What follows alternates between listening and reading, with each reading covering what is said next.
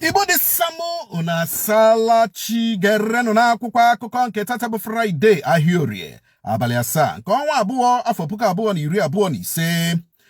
Otu nchịkọtara ndị nkụzi NUT na steeti Ebonyi agaala mfanye aka n'ụkwụ na kansụl 7 nke steeti ahụ n'ihi ụgwọ ọnwa ejikọrọ ha, bụ akụkọ anyị hụrụ n'akwụkwọ akụkọ Daily Post. N'otu akwụkwọ akụkọ Daily Post ka anyị hụrụ akụkọ sịrị otu ndị ntorobịa Arewa ebola Amechi bọfarawa ebubo ịma amụma ịkụsa ọchịchị Tinubu, ịla ezumike nka ọrụ, gbachipụnụ ụlọ ọrụ Police Service Commission nkịtị, gaanụ n'ihu nọrọ n'ọrụ na-arụnụ ọrụ unu, ka onye isi ndị uwe ojii gwara ndị uwe ojii kwesịrị ịla ezumike nka ọrụ, bụ ndị otu ọrụ PSC gwarala ezumike nka ngwa ngwa, bụ akụkọ ọzọ gbara n'akwụkwọ akụkọ Daily Post.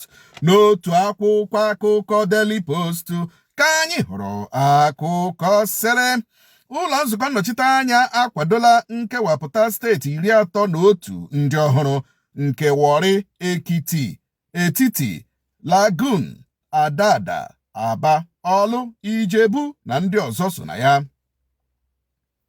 Onye ọkwụ n'azụ Obasanjo bụ Major General Jemmy Tola asụhapụla nwụọ n'ogige IBB Golf Club, bụ akụkọ anyị hụrụ n'akwụkwọ akụkọ Vanguard. N'otu akwụkwọ akụkọ Vanguard ka anyị hụrụ akụkọ sịrị ụlọ nzukọ Senate enyochawala ebubo a na-ebo Nigeria na France na ha na-akwado otu na-eyi ndụ egwu Lakarua iji kụsa mba Niger Republic. Abubakar Aliyu aghọọla onye agha jeneral abụọ na-esi n'elu ụgbọelu amatu n'ala, bụ akụkọ ọzọ gbara n'akwụkwọ akụkọ Punch. N'otu akwụkwọ akụkọ Punch ka anyị hụrụ akụkọ sịrị Tinubu achụọla ndị isi ụlọ akwụkwọ mahadum Abuja na UNN họpụta ndị ọhụrụ ọzọ. Ọ dị mma, agha dị ugbu a n'etiti onyeisi ndị uwe ojii Naijiria Egbetokun na ụlọ ọrụ Police Service Commission.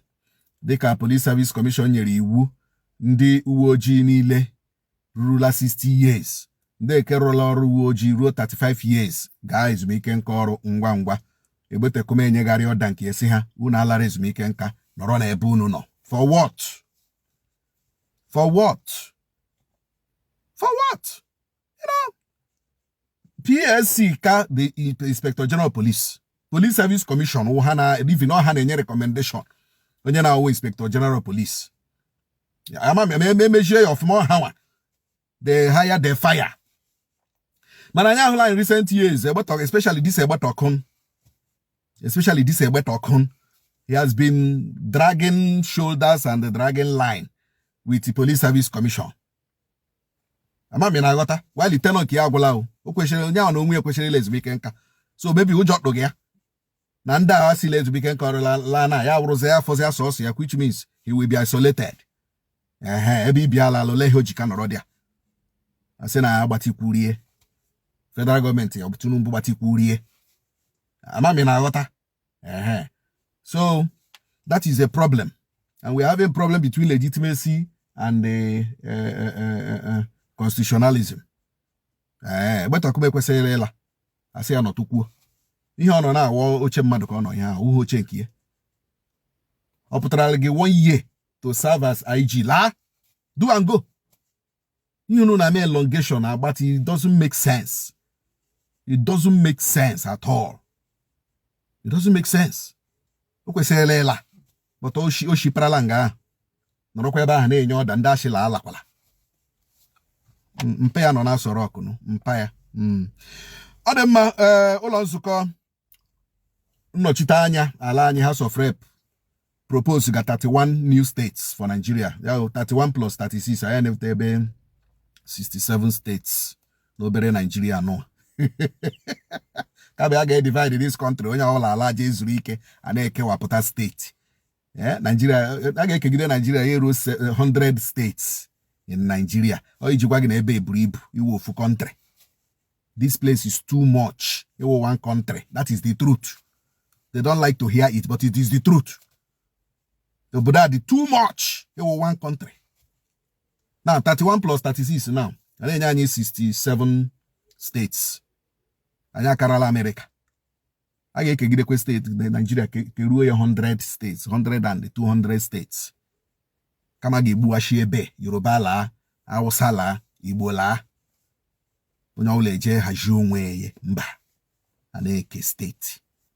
Na ugbu a ga-enwe etiti steeti. Nwa Adada, nwa Aba steeti, nwa Olu steeti, nwa Ijebu Ode steeti, nwa Lagoon steeti, nwa Warri steeti, and other states, New Kaduna state, New Kano state, New Zamfara state. A ga-enwecha ya.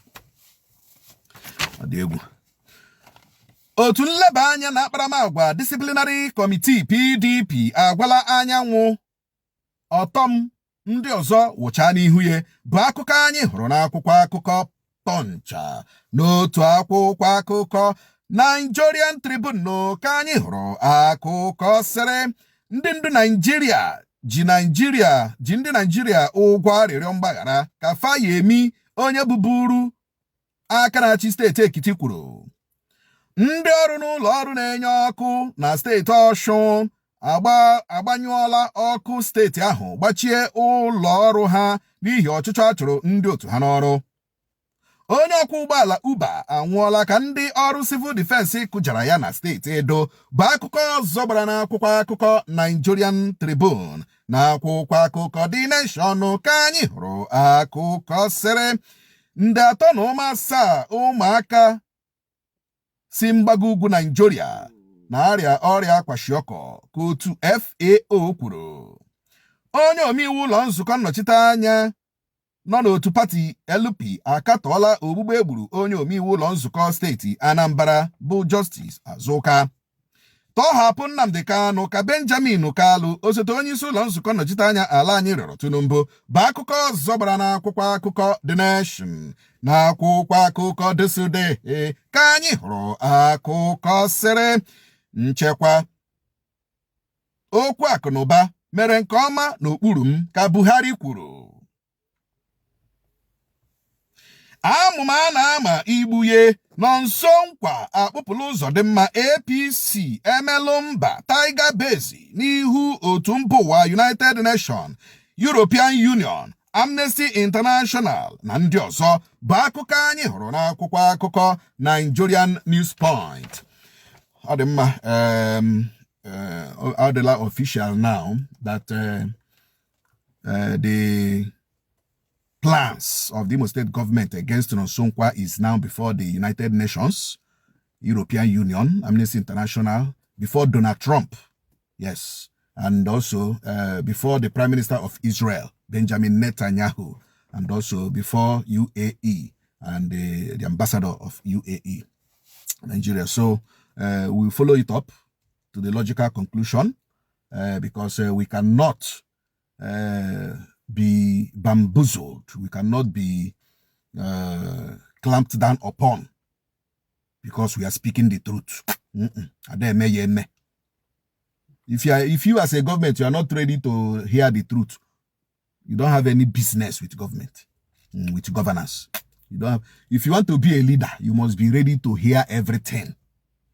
Oh yes, you must be ready to hear both the one that will tear your ear because you are a leader.